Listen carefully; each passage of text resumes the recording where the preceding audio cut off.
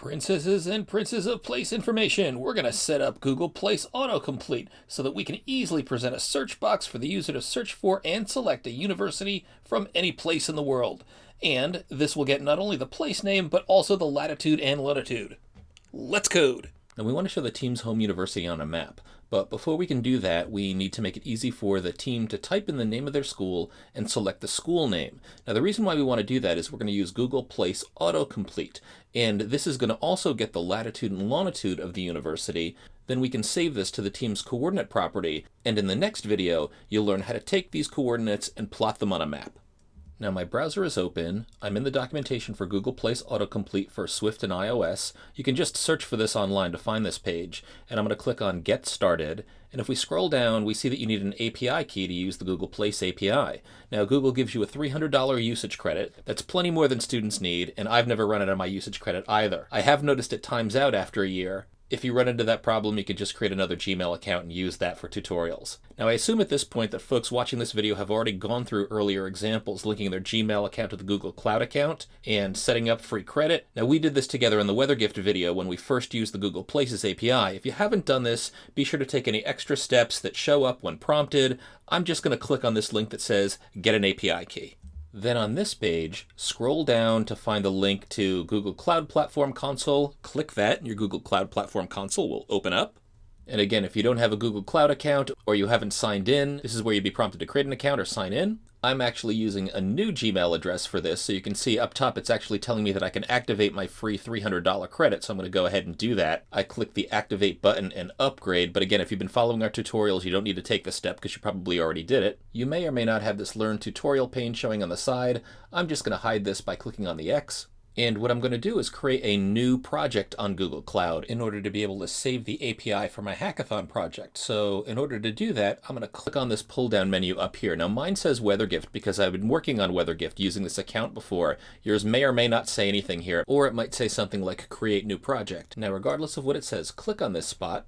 This dialog box will pop up to allow you to select from any projects that you've already created, but I'm going to go up here to the upper right-hand corner where it says New Project and click that. I'll type the name of the new project as Hackathon. You could call it anything, but that's a good name for our Hackathon app. Then I'll click to create. It'll take a few seconds for Google to swirl around and create this project, but you can see we're done. And once it is done, you can click on Hackathon. You can see that the project name now shows up in that pull-down menu up top. I'm going to go over here to API Services and click that. Now up top, there's a button to enable APIs and services, so I'm going to click that, and this is where I can select which APIs I want to include in my project. Google Place shows up right up top. If you don't see it there, you can scroll around to try to find it or type the name Place into the search box. I'm just going to click on this square for Place API. Then on this screen, I'm going to click on the Enable button. This may take a few seconds. And now I need to set up credentials. So I'm going to click on Credentials along these tabs up top. You see there's yet another link there that says to view all credentials or create new credentials. That's what we want to do. Click on Credentials in API and Services. So I'm going to click there. Then up top, we see that there is a plus button that says Create Credentials. We want to click that. That'll open up a pull-down menu, and you want to select the option that says API Key. Now this shows the API key that's going to track the usage of your app. We're going to put this in our app, but let's click on the Restrict Key button. These steps will provide you with a degree of security to make sure that your API key is only used in this app. Now you can give this API a name. Hackathon is fine. For application restrictions, I'm going to click on iOS apps. Now there's another option down here that says accepts request from iOS applications with one of these bundle IDs. Click on Add an item, and then this box pops up that lets us put in a bundle ID. Now we can return to Xcode, click on our project icon on the top of our project navigator, make sure that we're clicked on targets and the name of our app, and on the general tab up top, we see bundle identifier in the second box down here. Highlight everything that's in there, Command-C to copy it. It should say something like your last name, and then the name of the app is Hackathon here. Then return to the browser and paste it in under bundle ID. Click on Done, and now the only iOS app that can use this key is that particular app. I'm not going to put in any more restrictions, so I'm just going to click on Save, and our API should be set up. Now, if for some reason you forget your API key, need to retrieve it again, or need to regenerate it, you can always do this from the Google Cloud Console. So it's a good idea to set your API keys in a separate file using gitignore so that the keys won't be pushed up to GitHub. Let's create an API key file to hold the key, and then we'll create a gitignore file to ignore this file. So I'm going to do this below the Google P list. I'll click that file, right click, select new file, Swift file. name this API keys, create this, then inside I'll say struct API keys, open and close curlies, and inside the curlies I'll record the API keys with static let Google Places key equals open and close double quotes. Then I'll head back to my Google Cloud Console. There's a line for the API keys. I can see the Hackathon key in here. Click this icon over here and it will copy the API key onto your clipboard, return to Xcode, and paste that within the double quotes. And now let's create our gitignore file. So I want to make sure that I get the exact spelling for the file, including the case and extension. So I'm going to click on the API keys file in the project navigator. I'm going to press return. This gives me the edit box where I could normally rename the file. I don't want to change anything, but I will say Command A to select the entire file name with extension, Command C to copy the entire name. Then I can press return to get out of the rename mode. Then I'll bring up Spotlight with the Command spacebar. Type terminal, press return to open the terminal, then in terminal type CD and then the space bar. Now this will change the directory, but I need to give it the name of the path that I want to change directory to. That's where I'm going to create my gitignore file. So I'll return to the Finder. I'll drag over the name of the top level folder name for my project. I can do this from the title bar. So just click and drag. This is the first folder called Hackathon. You can see that it contains my XC workspace file in it. So when I drag this into the terminal just after the CD space, I'll let go. My folder path is included after CD, so when I press return, I've successfully changed directories to this new location. Then I can create my file. I'm going to use the super simple nano text editor. So I'm going to type nano space dot gitignore. Make sure that you include the dot, no space between the dot and gitignore. Press return. This will open up the nano text editor, and it'll do that for a file named .gitignore, which you don't have yet. So this will offer to create a file with this name when we exit out of nano. So this is just a text-based editor in the terminal. It's not pretty, but it's easy to use. All we need to do is paste in our file name, so we'll Command V.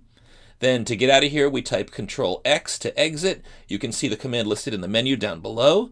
You'll be asked if you want to save. Type Y. The file name is .gitignore. It shows up here. That's exactly what we want to use. So we'll press return, and we're done. .gitignore created. Our API key won't be uploaded to GitHub. Now we can return to Xcode. By the way, if you haven't noticed this already, there are a bunch of tools that regularly scan GitHub and look for posted API keys. So if you've ever uploaded your API key by accident to GitHub, you've probably gotten a warning message from Google or some other service saying, hey, your API key is visible, it's out in the wild, and these emails show up automatically. You don't have to sign up for anything. So here's something I got from GitGuardian. Again, if you ever forget to set up gitignore and your key gets out there, you can just return to your Google Cloud Console, go into the project that uses that key, click on Credentials, find the named API key under API keys and click on that. Then you'll go to this Restrict and Rename API Keys page. You can click on Regenerate Key up top, confirm you want to regenerate the key by clicking Replace Key. A new key will be created. You can just click on this copy icon to the right of the key and that will copy it to the clipboard. Just make sure that you save any changes after you regenerate the key. Then you can return to your Xcode project, find your API keys file, paste it over the old key. If you want, you can always go back to your GitHub repo and delete the file containing the old key as well. Now the next few steps need to happen in the appdelegate.swift file, so I'll click on that in my project navigator. So now let's head back to the Google Maps platform documentation. You can see that I'm in the section on the left that says Get an API Key. If I scroll down here under Swift, I can see that this refers to the appdelegate.swift file. I've got to put an import Google Places line in there, so I'm just going to click on my copy icon over here on the right. That line is copied. Then I'll head over to appdelegate.swift and I'll paste it right up here with my other import lines. Now back to that documentation page, and just before the import line we copied, there's another line that we need to copy with GMS Places client. We want to paste that inside the appdelegate.swift in our application did finish launching with options function. So click on the copy icon, return to appdelegate.swift. Did finish launching with options is the first function in this file. I'm going to get rid of the comment that I've got here and I'm going to paste it in just above my Firebase config. Now you see where it says your API key here.